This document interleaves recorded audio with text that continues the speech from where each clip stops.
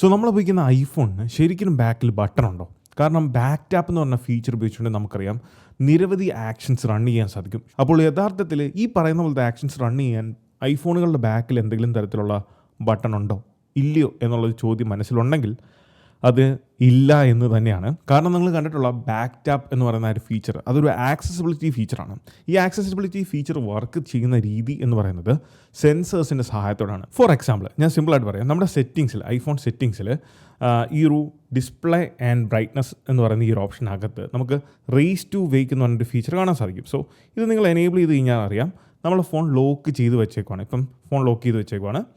വെച്ചതിന് ശേഷം നമ്മൾ ഫോൺ ഇങ്ങനെ എടുക്കുമ്പം ഇത് ഓട്ടോമാറ്റിക്കലി ഡിസ്പ്ലേ ഓൺ ആയി വരും. ഈ ഫീച്ചർ വർക്ക് ചെയ്യുന്നത് ഫോണിലുള്ള ജൈറോസ്കോപ്പ് എന്ന് പറഞ്ഞ സെൻസറുണ്ട്, അതിൻ്റെ സഹായത്തോടെയാണ്. സോ ടേബിളിൽ വെച്ചിരിക്കുന്ന ഡിവൈസ് നമ്മൾ ലിഫ്റ്റ് ചെയ്യുമ്പം ആ ലിഫ്റ്റിനെ സെൻസറിൻ്റെ സഹായത്തോടെ ഡിറ്റക്ട് ചെയ്യുകയും അങ്ങനെയാണ് റേസ് ടു വെക്ക് എന്ന് പറഞ്ഞ ഫീച്ചർ വർക്ക് ആകുന്നത്. എന്ന് പറഞ്ഞ പോലെ തന്നെയാണ് ഈ ബാക്ക് ടാപ്പ് എന്ന് പറഞ്ഞ ഫീച്ചറും വർക്ക് ചെയ്യുന്നത്. ഇതിലെ accelerometer, it's A mouth full, പക്ഷേ ആക്സിലറോമീറ്റർ എന്ന് പറഞ്ഞ സെൻസറാണ് ഈ ഒരു ബാക്ക് ടാപ്പ് എന്ന് പറഞ്ഞ ഫീച്ചറിന് പുറകിലുള്ളത്. അങ്ങനെ ബാക്ക് ടാപ്പ് എന്ന് പറയുന്ന ഫീച്ചർ നിങ്ങൾ എനേബിൾ ചെയ്തതിന് ശേഷം മാത്രം നിങ്ങൾ ഈ സിംഗിൾ ടാപ്പ് അല്ലെങ്കിൽ ഡബിൾ ടാപ്പ് ചെയ്യുന്ന സമയത്ത് സെൻസർ ഇതിനെ ഡിക്റ്റേറ്റ് ചെയ്യും. നമ്മൾ ചെയ്യുന്ന ടാപ്പുകളെ ഡിക്റ്റേറ്റ് ചെയ്തതിന് ശേഷം അതിനനുസരിച്ചുള്ള ഔട്ട്പുട്ട് തരും. അങ്ങനെയാണ് ഈ ഒരു ഫങ്ഷനാലിറ്റി വർക്ക് ചെയ്യുന്നത്. അല്ലാതെ ബാക്കിൽ യാതൊരു തരത്തിലുള്ള സ്വിച്ചസോ ബട്ടൺസോ ഒന്നുമില്ല. അപ്പോൾ ഇതുപോലത്തെ ഇൻഫോർമേറ്റീവ് ആയിട്ടുള്ള ആപ്പിൾ റിലേറ്റഡ് കണ്ടൻസിന് നമ്മുടെ ഇൻസ്റ്റാഗ്രാം പേജും യൂട്യൂബ് ചാനലും മറക്കാതെ ഫോളോ ചെയ്യുക.